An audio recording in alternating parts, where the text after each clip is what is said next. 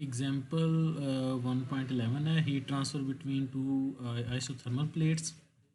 आपके पास क्या है कि यहाँ पे एक प्लेट है इस जगह पे, एंड देन यहाँ पे एक प्लेट है इस जगह पे। इस प्लेट का जो टेम्परेचर है 300 केल्विन है और ये टेम्परेचर जो है 200 केल्विन है। तो हमें पता है हाई टेम्परेचर इस तरफ है और लो टेम्परेचर इस तरफ है, तो क्यू डॉट इस तरफ को मूव करेगी। दोनों प्लेट्स के दरमियान में जो लेंथ है हमारे पास 1 सेंटीमीटर है और एमिसिविटी उसने कहा है 1 है। बेसिकली एमिसिविटी हमने लास्ट टाइम पढ़ा था रेडिएशंस एमिट करने की। ठीक है, टेम्परेचर हमें पता है, लेंथ पड़ा है, एमिसिविटी ब्लैक बॉडी हमने अज्यूम कर लिया 1 है।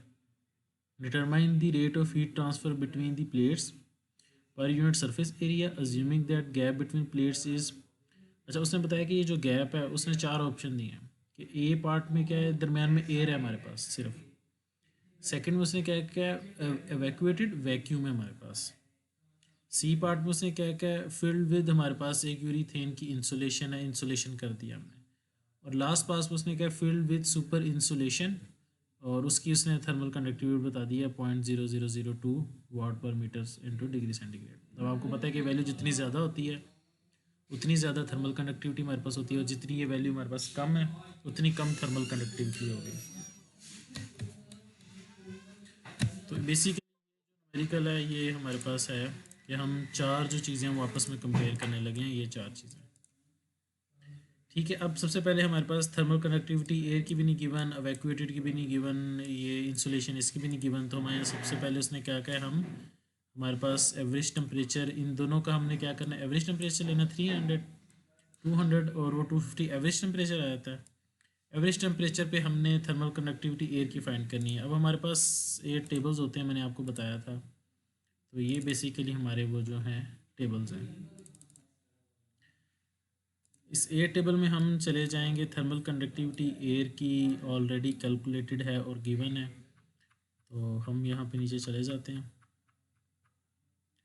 और ये देखिए वाटर की है, वाटर नहीं है। अगर लेट्स सपोज हमारे पास वाटर होता कोई या कोई रेफ्रिजरेंट होता तो उसकी भी यहाँ पे होती। अमोनिया है, प्रोपेन गैस आ गई, लिक्विड्स हैं, लिक्विड मेटल, एयर। और ये हमारे पास आ गई एयर की। और ये देखें ये वाला जो कॉलम है थर्मल कंडक्टिविटी का।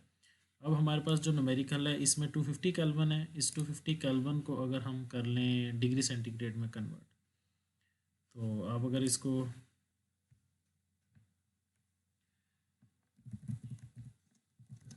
केल्विन टू सेल्सियस कर लेते हैं, 250 हमारे पास है केल्विन और ये -23.15 -23 लगा लेते हैं।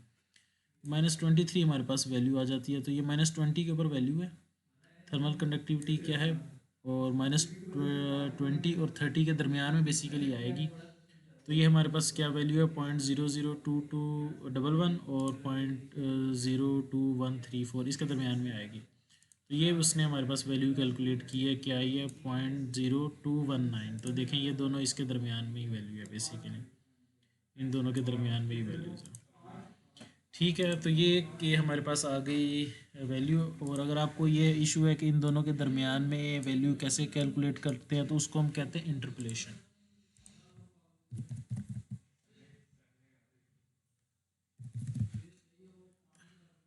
इंटरपोलेशन का फार्मूला ये होता है, आप इसका एक वीडियो ट्यूटोरियल देख के आप देख सकते हैं कि इंटरपोलेशन कैसे करते हैं। इजी चीज़ होती है और आप इंटरपोलेशन करके उसकी वैल्यू जो है, जिस भी चीज़ की वैल्यू होती है उसको फाइंड कर लेते हैं।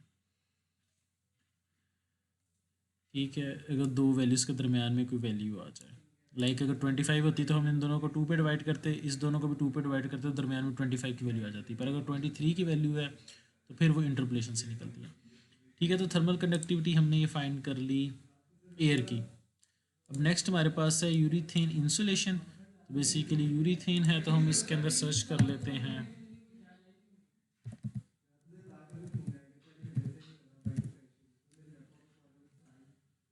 URETHANETH। ये देखें यूरेथेन, ये देखें आपके पास यूरेथेन आ गई। और यूरेथेन की बेसिकली क्या है हमारे पास, थर्मल कंडक्टिविटी 0.026। ये टेबल A6 है, इंसुलेटिंग मटेरियल्स है, इंसुलेशन है यूरेथेन की, तो हमने 0.026 इसकी वैल्यू है। तो ये हमने यहाँ से यूरेथेन की वैल्यू भी देख ली 0.026। और सुपर इंसुलेशन की वैल्यू उसने के की वैल्यू हमें गिवन थी यहाँ पे। तो सबसे पहले हम ए पार्ट को सॉल्व करते हैं। ए पार्ट में हमारे पास क्या नॉर्मली एयर है, एयर के अंदर आपके पास कंडक्शन भी हो रही होगी, कन्वेक्शन भी हो रही होगी। तो कंडक्शन का फार्मूला लगाया कि T1 - T2/L। एयर की आपके पास जो थर्मल कंडक्टिविटी है 0.20219 है, एरिया आपके पास 1 मीटर स्क्वायर है, और आपने टेम्परेचर की वैल्यू कर ली तो ये कंडक्शन की वैल्यू आ गई। और इसी तरह आप रेडिएशन की वैल्यू भी पुट करेंगे, एमिसिविटी 1 है, Stefan Boltzmann area and then temperatures put करके आप क्यू टोटल कैलकुलेट करेंगे। दोनों कंडक्शन भी हो रही है एयर में और रेडिएशन भी हो रही है, दोनों हो रही हैं बेसिकली। अब नेक्स्ट बी पार्ट क्या था हमारे पास? बी पार्ट में था अवैक्यूएटेड। अवैक्यूएटेड में अब आपके पास कोई मटेरियल नहीं है अंदर, तो कंडक्शन खत्म हो जाएगी, सिर्फ और सिर्फ आपके पास क्या होगी? रेडिएशन हो रही होगी। तो जो रेडिएशन है वही अब हमारे पास क्यू टोटल हो जाएगी, तो 368 हमारे पास हो जाएगी वाट हीट ट्रांसफ़र, सिर्फ और सिर्फ किस में? अवैक्यूएटेड केस में।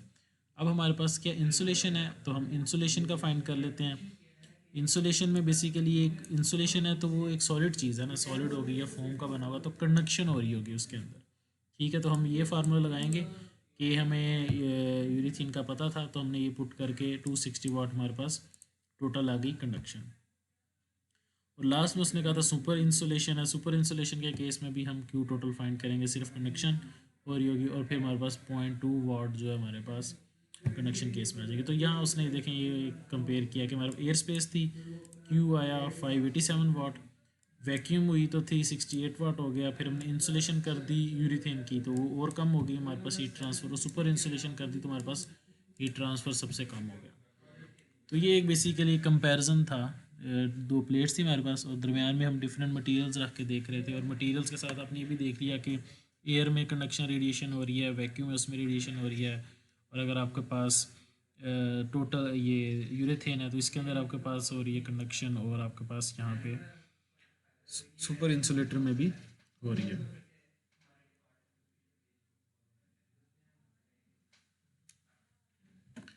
अब नेक्स्ट यहाँ पे लिखा है note that heat transfer through the urethane material is less than the heat transfer through the air determined in A, although the thermal conductivity of the insulator is higher than that of air. This is because the insulation blocks the radiation whereas air transmit it. ठीक है, तो इस case में क्या है कि insulation जो हमारी क्या करती है? ब्लॉक कर देती है रेडिएशंस को। तो हमारे पास कंडक्शन बेसिकली क्या है? एयर की ज़्यादा है और इसकी कम है, और वो आपको कह रहा है कि आपके पास जो वैक्यूम की है वो जो जिसमें हमारे पास इंसुलेशन है उसमें रेडिएशन नहीं हो रही। इसी तरह हमारे पास जो दूसरा केस है इसमें भी रेडिएशन नहीं हो रही। तो ये एक हमारे पास सिंपल सी एग्जांपल थी 1.11 एग्जांपल।